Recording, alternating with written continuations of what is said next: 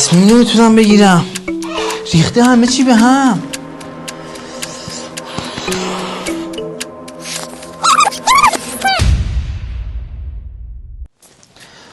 ببینید دوستان، گاهی وقتی مدیران اشتباهاتی انجام میدن توی کسب و کارشون.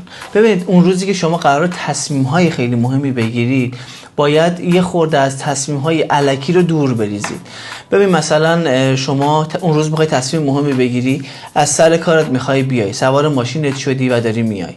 از این خیابون بیام یا از این خیابون بیام، نمیدونم، داری میای، داری همینجوری کپون تصمیم‌هاتو داری خرج میکنی. وقتی میای به محل کارت میخوای تصمیم‌های محل کارتو بگیری، که تصمیم‌های اساسی تو بگیری، ولی اونها رو صرف کارهای بیهوده کردی.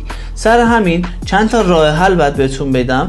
مثلا یکی از راه حل‌ها اینه که شما وقتی میخوای به سر کارت بیای، اون روز با اسنپ بیای، که دیگه فکر اینو نکنی، این تصمیم‌ها رو نسوزونی.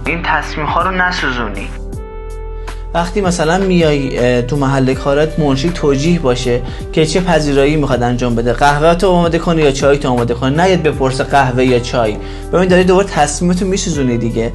اینها رو بذارین کنار و خودتون هندلش کنید که دیگه روتین بره جلو تا بتونید بهترین تصمیم رو برای کارتون بگیرید.